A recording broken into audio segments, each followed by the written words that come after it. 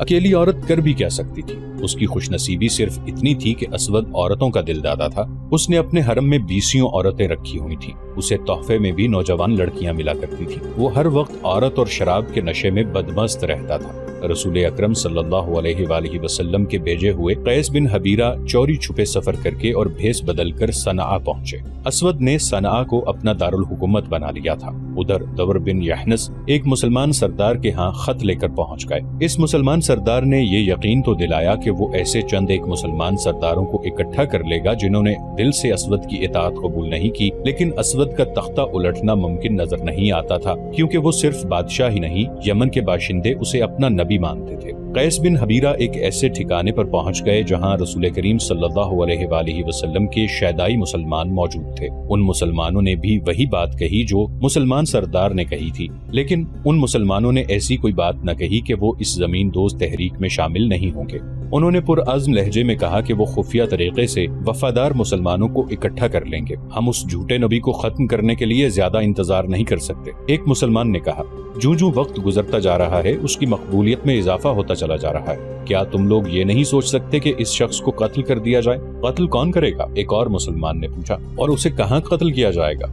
وہ محل کے باہر نکلتا ہی نہیں۔ یہ بھی معلوم ہوا ہے کہ محل کے ارد گرد محافظوں کا بہت بڑا سخت پہرا ہوتا ہے۔ کیا ہم میں سے کوئی آدمی ایسا نہیں جو اسلام کے نام پر اپنی جان قربان کر دے؟ قتل کا مشورہ دینے والے مسلمان نے پوچھا۔ اس طرح جان دینے سے کیا حاصل ہے کہ جسے قتل کرنا ہے اس تک پہنچ ہی نہ سکے؟ اس مسلمان نے کہا، بہرحال ہمیں خفیہ طریقے سے یہ تحریک چلانی ہے کہ کم از کم مسلمان بغاوت کے لیے تیار ہو جائیں۔ اسود انسی نے یمن پر قبضہ کر کے پہلا کام یہ کیا تھا کہ ایران کے شاہی اور دیگر اعلیٰ خاندانوں کے جو ایرانی اس کے ہاتھ چڑھ گئے تھے انہیں اس نے مختلف طریقوں سے ذلیل و خوار کر کے رکھ دیا تھا۔ ان کی حالت زر خرید غلاموں سے بدتر کر دی گئی تھی۔ لیکن اسود کی حکومت میں سب سے بڑی کمزوری یہ تھی کہ اس کے پاس نہ کوئی تجربہ کار سالار تھا، نہ کوئی کاروبار حکومت چلانے والا قابل آدمی تھا۔ یہ خطرہ تو وہ ہر وقت محسوس کرتا تھا کہ مسلمان اس پر حملہ کریں گے۔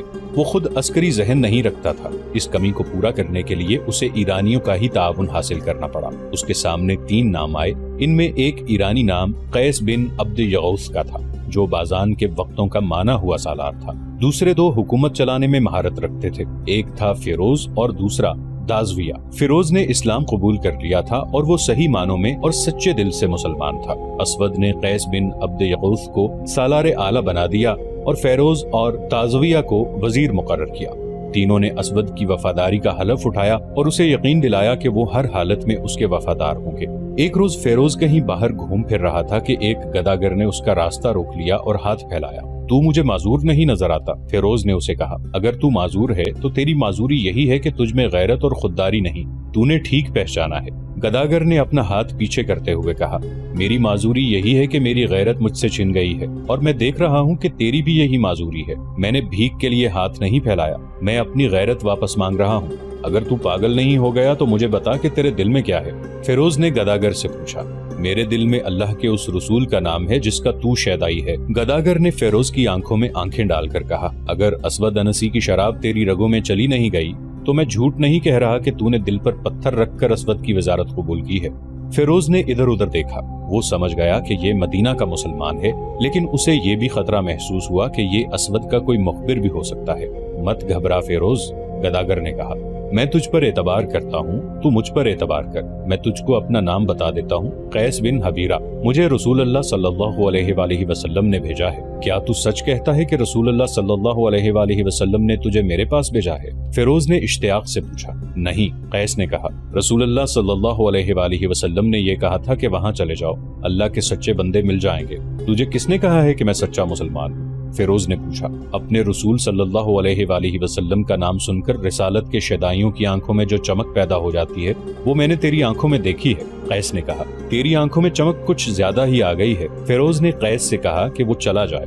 اس نے قیس کو ایک اور جگہ بتا کر کہا کہ کل سورج غروب ہونے سے پہلے وہ وہاں بیٹھا گداگری کی صدائیں لگاتا رہے۔ اگلی شام فیروز اس جگہ سے گزرا جو اس نے قیس بن حبیرہ کو بتائی تھی۔ فیروز کے اشارے پر قیس گداگروں کے انداز سے اٹھ کر فیروز کے پیچھے پیچھے ہاتھ پھیلا کر چل پڑا۔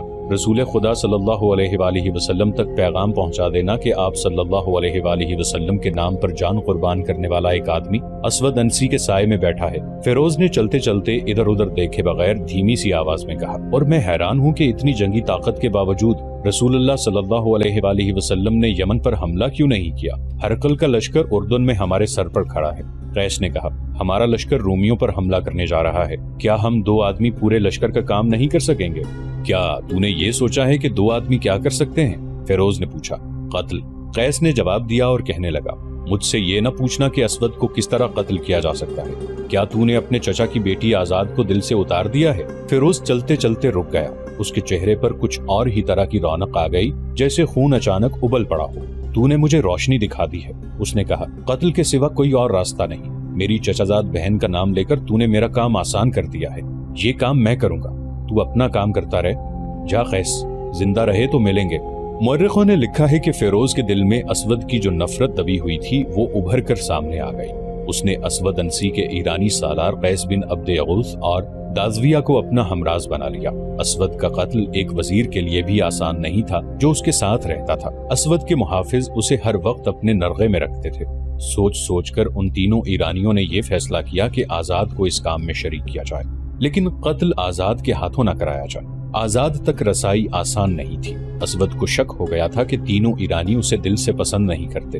उसने इन पर भरोसा कम कर दिया था। आजाद और फिरोज की वैसे भी कभी मुलाकात नहीं हुई थी। आजाद तक पैगाम पहुंचाने के लिए औरत ही की जरूरत थी। एक वजीर के लिए ऐसी औरत का हुसूल मुश्किल नहीं था।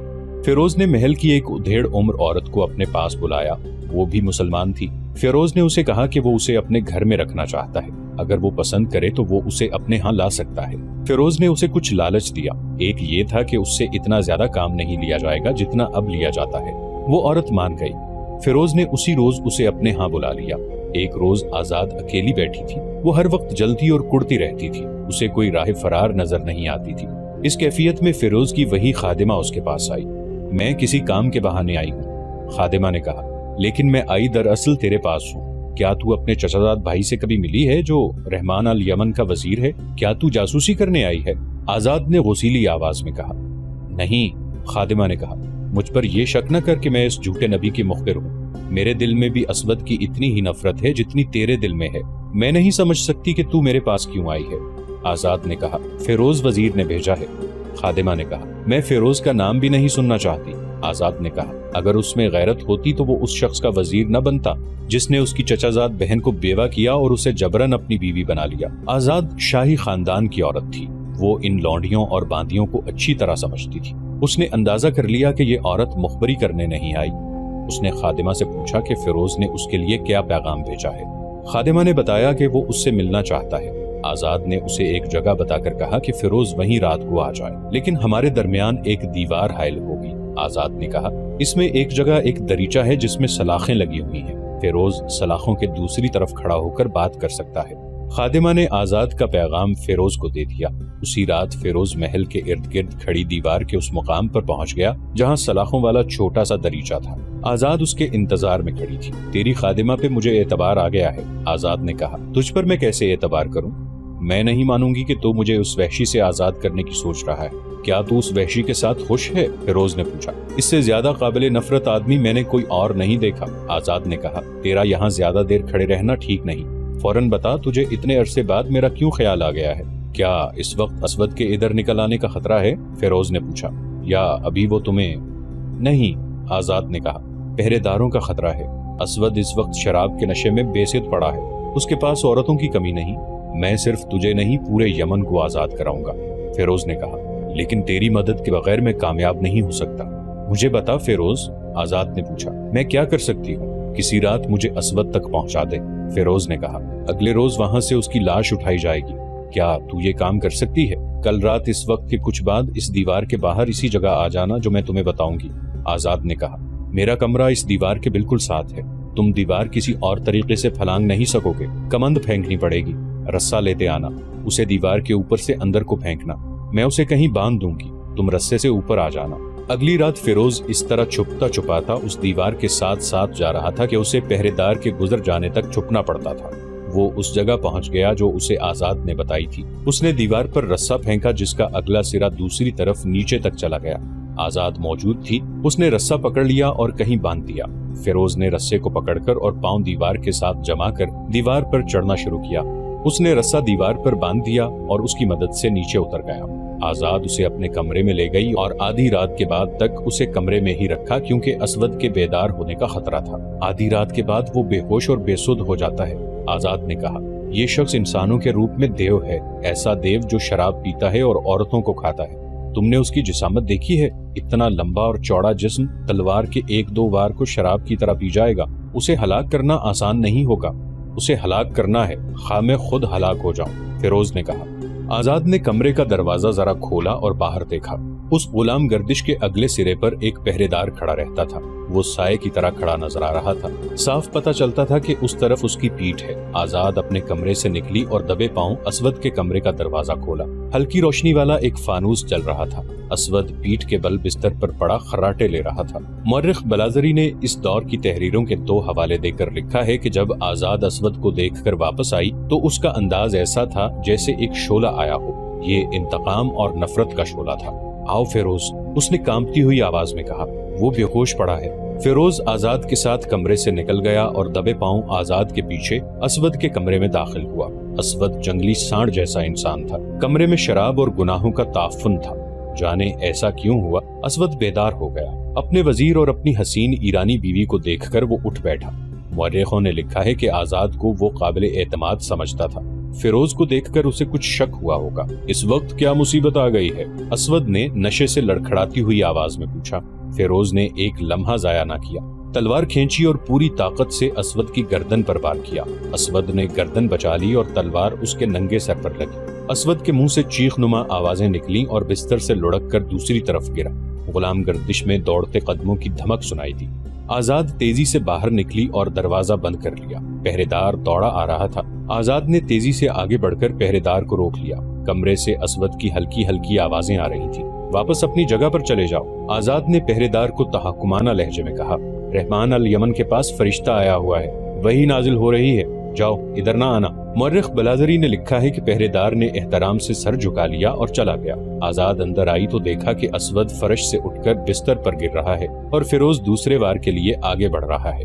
اسود بستر پر گر پڑا۔ اس کا سر پلنگ کے بازو پر تھا اور سانڈوں کی طرح ڈکار رہا تھا۔ تم اسے نہیں مار سکو گے فیروز، آزاد نے آگے بڑھ کر کہا اور اسود کے بال جو لمبے تھے ہاتھوں سے پکڑ کر نیچے کو کھینچے اور خود فرش پر بیٹھ گئی۔ اب فیروز گردن کاٹ دو۔ فیروز نے ایک ہی وار سے اسود کی گردن صاف کاٹ کر سر جسم سے الگ کر دیا۔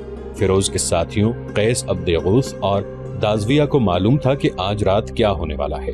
فیروز نے اسود کا سر اٹھایا اور ان دونوں کے ہاں جا پہنچا۔ محافظوں اور پہرے داروں کو رحمان الیمن کے قتل کی خبر ملی تو انہوں نے محل کو محاصرے میں لے لیا۔ آزاد فیروز کے ساتھ رہی۔ محل میں بھگدڑ مچ گئی۔ حرم کی عورتوں کا ہجوم چیختا چلاتا باہر کو بھاگا۔ ادھر رسول اللہ صلی اللہ علیہ وآلہ وسلم کے بھیجے ہوئے قیس بن حبیرہ اور دبر بن یحنس سرکردہ مسلمانوں کو بغاوت پر آمادہ کر چکے تھے اور دن رات زمین دوز سرگرمیوں سے مسلمانوں کے حوصلے بحال کر چکے تھے۔ اگلی صبح صادق میں کچھ وقت باقی تھا۔ محل کی چھت سے اذان کی آواز بلند ہوئی۔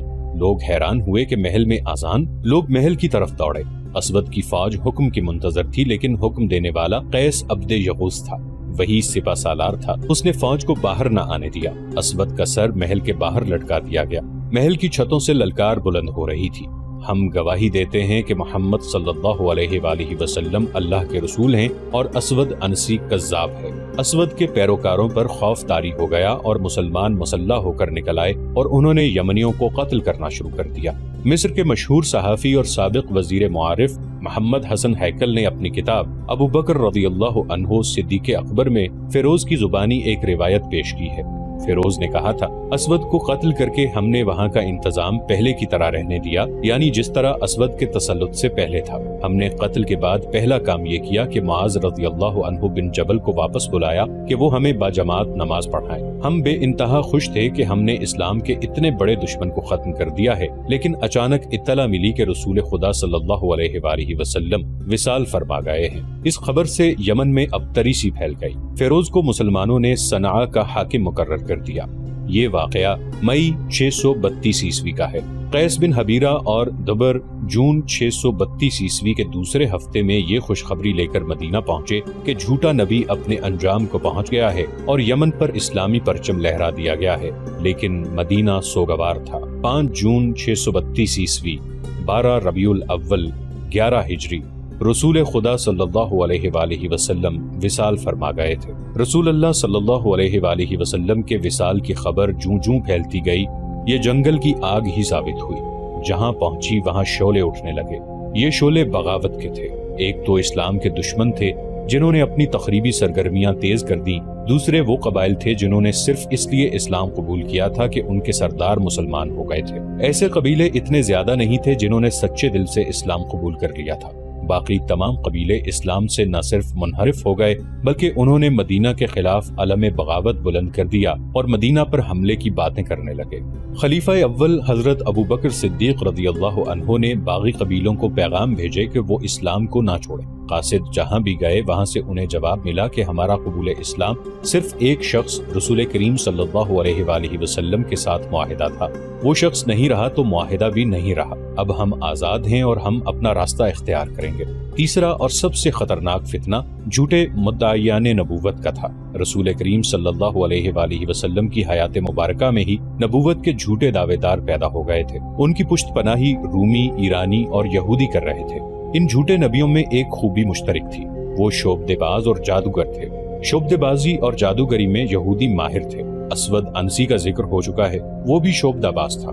نبوت کے دوسرے دو دعوے دار طلحہ اور مسیلمہ تھے۔ مسیلمہ خاص طور پر شعبدے بازی میں مہارت رکھتا تھا، ایسے شعبدے پہلے کوئی نہ دکھا سکا تھا۔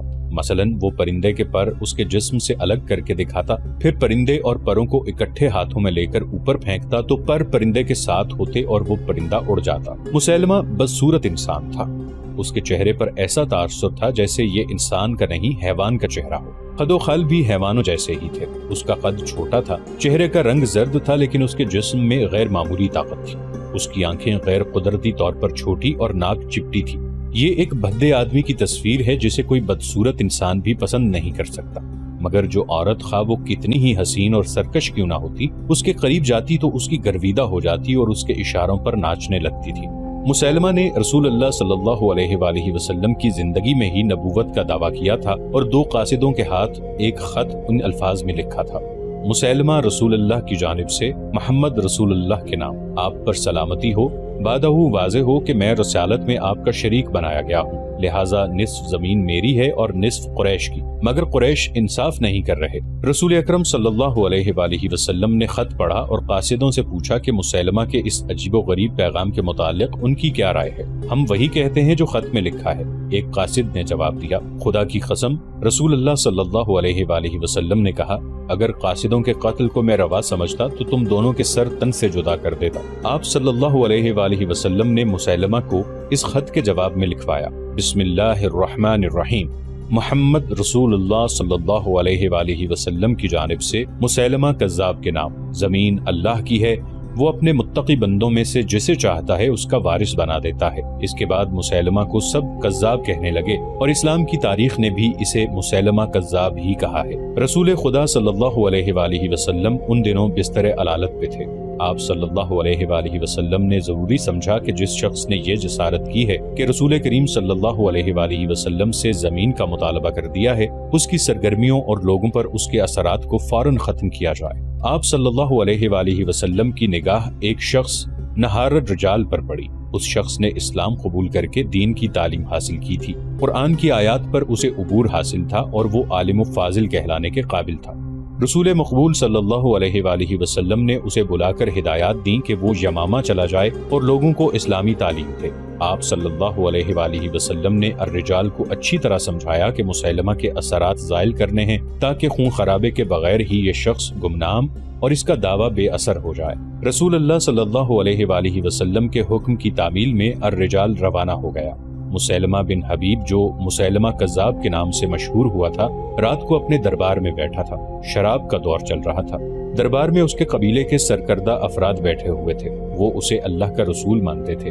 اس نے اپنے مذہب کو اسلام ہی کہا تھا، لیکن کچھ پابندیاں ہٹا دی تھی۔ مثلا اس نے اپنی ایک آیت گھڑ کر اپنے پیروکاروں کو سنائی کہ اس پر وحی نازل ہوئی ہے کہ شراب حلال ہے۔ دیگر عیش و عشرت کو بھی اس نے حلال قرار دے دیا ہے۔ اس کا دربار جنت کا منظر پیش کر رہا تھا۔ نہایت حسین اور جوان لڑکیاں اس کے دائیں بائیں بیٹھی تھیں اور دو اس کے پیچھے کھڑی تھیں۔ مسیلمہ کسی لڑکی کے بالوں میں ہاتھ پھیر کر اور کسی کے گالوں کو تھپک کر بات کیا کرتا تھا۔ ایک آدمی دربار میں آیا، وہ بیٹھا نہیں کھڑا رہا، سب نے اس کی طرف دیکھا۔